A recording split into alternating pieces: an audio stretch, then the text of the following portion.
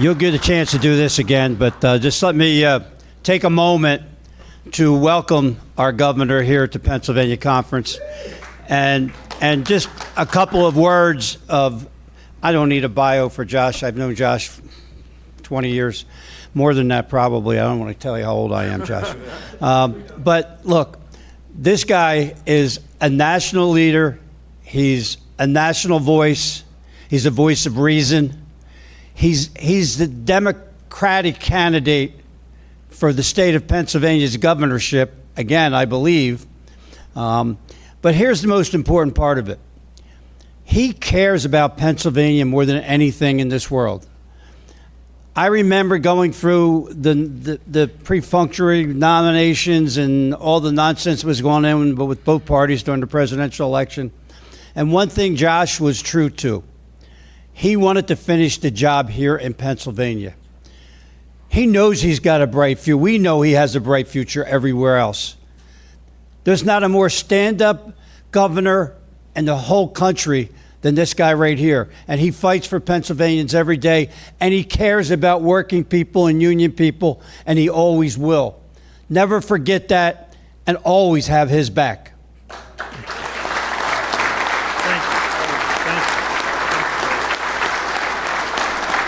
Thanks, everybody. Thank you. Thank you. Thank you, everybody. Let me just say, I don't know that there's a better friend to have in politics than Billy Hamilton. I am so grateful for his support. I am grateful for his friendship. And I'm grateful for his wonderful stewardship of the Teamsters. And I want you to know, I'm damn proud to have your backs. I am grateful that you've got mine, and I am so thankful for this partnership we have built over the last 2 decades together. I love you guys. Thank you all very much. Thank you. Thank you.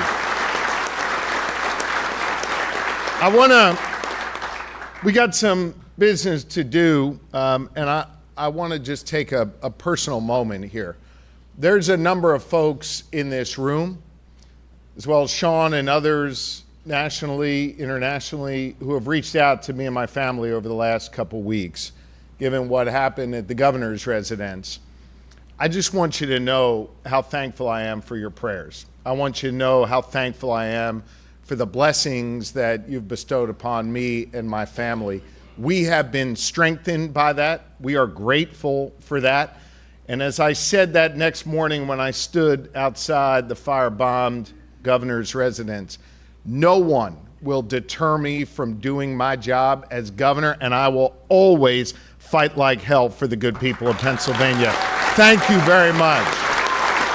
Thank you. Thank you. Thank you. So I'm grateful to Billy, I'm grateful to Carl, I'm grateful to all of the leaders who are up here, and I'm especially grateful for you and the people that you represent every day, the Teamsters who are out doing the hard work in our communities.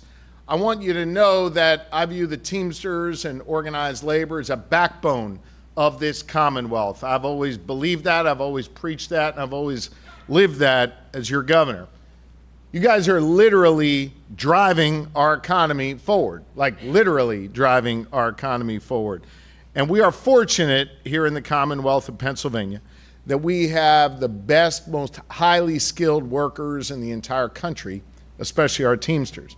I know oftentimes when people see those cool baseball jerseys, by the way, I got to get one of them baseball jerseys, or they see the Teamsters logo because I'm wearing it or you're wearing it or someone's wearing it, they think of people driving trucks on our roads every day.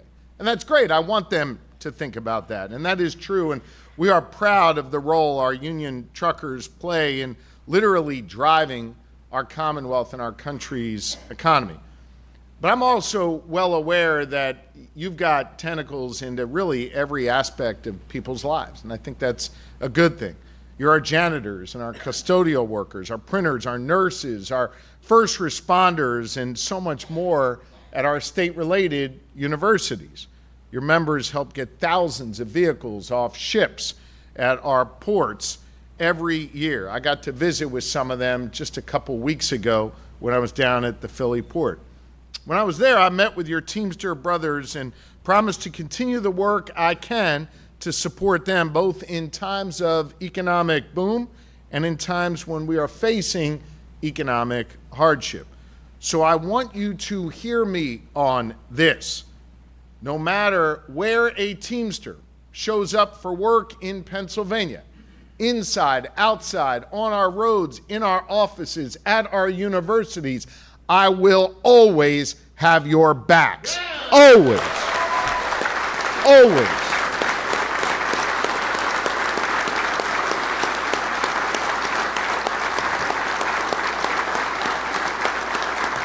That's why we're supporting our ports. It's why we're investing in our higher education institutions. It's why I have been laser focused on making sure we invest in our apprenticeship programs, because we need not only you in this room and you in our halls, but we need the next generation of Teamsters to be growing and developing in our Commonwealth. Look, hear me on this. I think that there are many pathways to success and opportunity in life. And this is going to sound a little different than I think most politicians who talk to you sound like. I think that there is honor when a student goes directly into our workforce. I think there's honor when a student decides to leave high school and go to the military. I think there's great honor when that student goes into a union apprenticeship. And I think there's honor when they go to college as well. But hear me on this. We need to respect each pathway to opportunity the same way in this country. You go to college, you go to that union apprenticeship program, you go defend this nation. Each is commanding and deserving of our respect. But we've gotten out of whack on that in this country. We've forgotten about showing people respect no matter what path to opportunity they choose. And candidly, for too long, the policies of this Commonwealth and this country shut off too many areas of opportunity to too many people. We've tried to change that, and we've tried to show respect in my administration. You know, my first full day in office, after you're done with all the ceremonies and all that kind of stuff, when you really get to work, the first day, which I loved so much, the first executive order I signed, the first time I took out my pen and affixed my signature as your new governor to a legally binding document, was to make it so state government jobs no longer required a college degree. 92% of our state government jobs, think everybody but like lawyers and doctors and people like that are required by law to have an advanced degree. 92% of our state government jobs no longer require a college degree. If I'm going to talk the talk, I got to walk the walk and open up the doors of opportunity for more people who don't come from some cookie cutter background that someone in DC or somewhere else decided was the right path, decided was the only path. 2 years later, fast forward, 61% of the people we've hired in state government do not have a college degree. We are showing that we value skills and experience, not arbitrary degree requirements here in the Commonwealth of Pennsylvania. We are showing respect to all Pennsylvanians.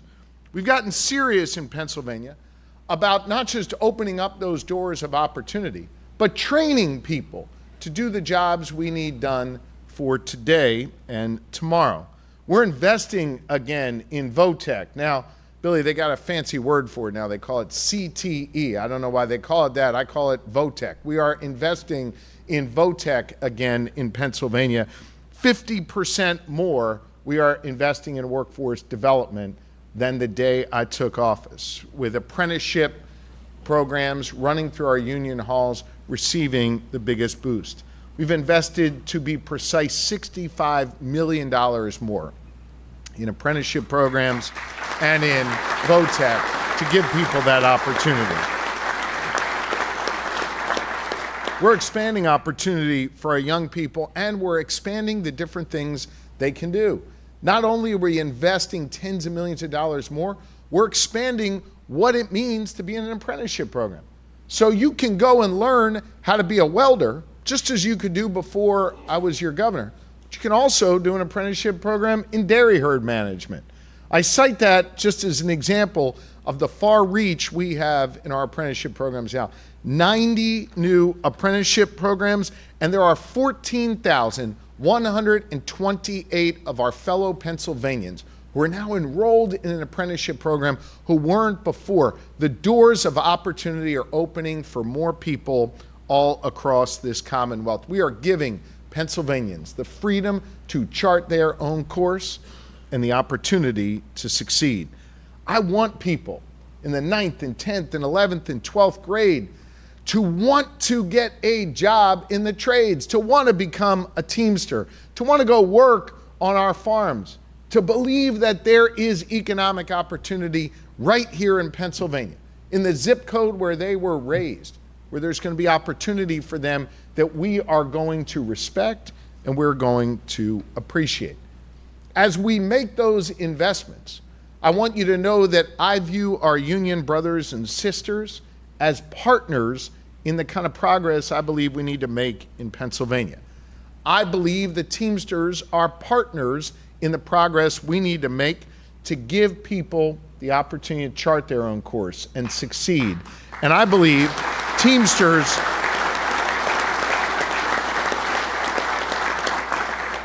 are critical to making sure that more Pennsylvanians have the means to be able to put food on their table, take their kids on that hunting trip a week a year, be able to save up for their futures so they can retire with dignity, to know that their union's going to be there for them if there's a downturn and they need a little bit of extra help. If we want to have a strong economy, if we want to have strong families, if we want to have strong communities, we need more Teamsters, and we need more union brothers and sisters all across this Commonwealth. And we need to make sure that we're not just taking care of those who are doing the work today, but we are training those that need to do the jobs tomorrow. I love that Billy Hamilton and I have known each other for over 20 years. I hope that we know each other for another 20 on this continued journey that we're going to be on together. I love being able to look out at this room and see the faces that have been there for me, that have come into my office and advised me on issues, that knocked doors for me when I was just starting out and giving me a shot. I appreciate that, but I also think we can't rest on that. We've got to plan for tomorrow. We've got to think about strategies today. They're going to fill your union halls 5 and 10 years from now. We've got to develop a workforce that's going to understand the kind of work you do and how central that is to our future in this Commonwealth. And so that is why the budget I just introduced back in February places a special emphasis on workforce. Now understand, workforce is really different than employment. On employment, we're at near record lows on unemployment, right? In fact, we have 170,000 more people working in Pennsylvania today than the day I was sworn in as your governor.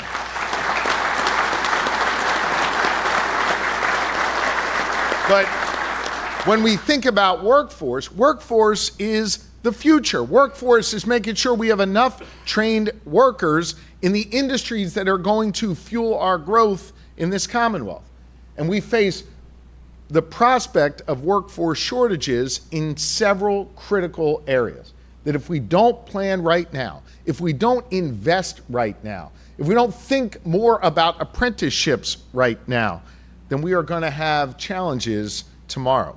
So as we build out that workforce, know that I'm going to be there to make the critical investments. So we've got more Teamsters tomorrow than we do today.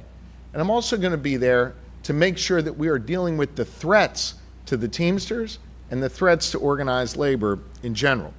I understand that right now, a lot of folks are focused on AI, and I want to take a minute to talk about AI because I know there's a lot of worry in this room about it.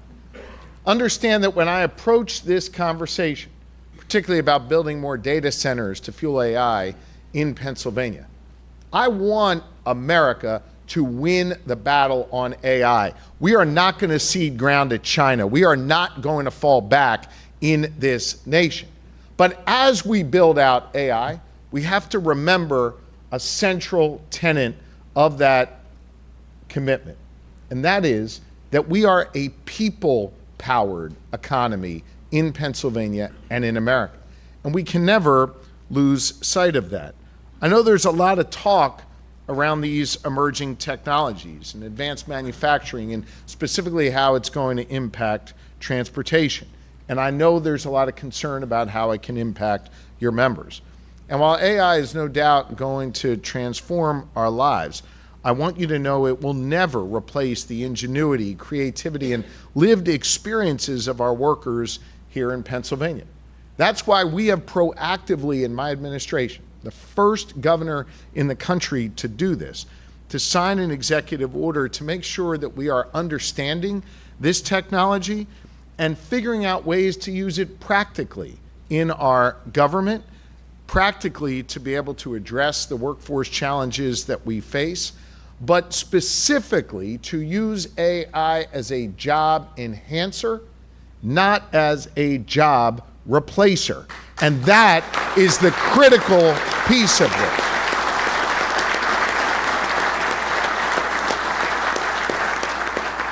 When we've put AI into the hands of our state workforce, we've done so by working with our union brothers and sisters to make sure all of our employees understand that. A job enhancer, not a job replacer.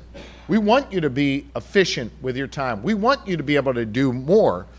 We want to make sure that AI is used in a way that doesn't replace the workers in this Commonwealth. And I want you to know you can count on me to always protect you, even with these emerging technologies. You can also count on me to protect you when someone tries to screw with your right to organize or screw with your right to be a proud member of the Teamsters Union. That's right. And listen, you know my record in this area. Prior to serving as your governor, you helped me serve as your Attorney General. And as your Attorney General, I took over an office that had never focused on labor issues, never focused on worker right issues. I not only created the first ever labor division in the Attorney General's office, I prosecuted the largest Davis-Bacon prevailing wage theft case in the history of the United States of America, and we won and held that company criminally liable.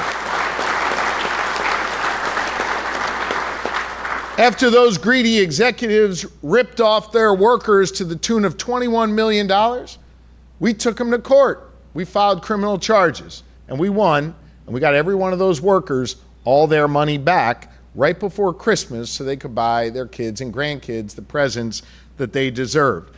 I will not let anybody mess with the union way of life, and so long as I'm your governor, hear me on this, Pennsylvania will never be a right-to-work state. We will always defend your right to be a proud member of the Teamsters Union. Always. Always. My work standing up for workers didn't stop when I was done being your Attorney General. We brought that same vibe to the governor's office. In fact, the woman that prosecuted that case for me in the AG's office, Nancy Walker, she's now the Secretary of Labor and Industry. And we've completely remade that agency focused on how we protect workers every single day, holding employers accountable if they screw over workers. In my first full year as your governor, we took a major step forward to protect our workers who are getting cheated out of hard-earned benefits between the border of Pennsylvania and Jersey. We knew that was a problem, and I teamed up with Governor Murphy in New Jersey to form a bi-state task force to focus on employee misclassification in both of our states. And since then, and since the other work we've done around employee misclassification, the Department of Labor and Industry has investigated 11,000 complaints of violations of Pennsylvania labor laws, and we have returned $8.9 million in wages that were ripped off from Pennsylvania workers, putting it back in Pennsylvania workers' pockets. Do not mess with the workers of Pennsylvania. And we're just getting started. Our commitment to workers isn't stopping there. We also have to protect our worker rights if they lose their job. And unfortunately, that happens sometimes. And I know how devastating that can be. I also know how troubling it can be when you lose your job and you're desperate for help. And you or your union brother or sister call the Commonwealth, call the Unemployment Compensation Office to get help and can't even get through. The day I took office, if you called the Unemployment Compensation Office, it took an hour and a half for a live voice to take your call. I made a commitment to fix that. I also made a commitment to get rid of the backlog that existed in unemployment compensation. Today, we've gotten rid of that backlog. And if you call the Unemployment Compensation Office, you now get someone on the phone within 15 minutes to process your claim, put money in your pocket, and not make you have to stress when you look at your kid at night and wonder if you're going to be able to get them the food that they need, the uniform they need for school, whatever it is. We have fixed that and so much more. We're going to continue to make government more efficient, more effective, more responsive to the workers of Pennsylvania. I'm going to continue to be a strong partner to our labor unions, especially our Teamsters. I'm going to continue to protect your right to organize. I'm going to continue to have your members' backs, Billy, in good times and in bad. And I'm going to continue to bring forth creative solutions to understand the world that we live in, how it's rapidly changing, and making sure that that change works with you, not against you in the process. I'm going to continue to bet on the Teamsters as being those partners in progress we need to grow our economy in Pennsylvania, to put people to work, to give them the dignity of work in their lives.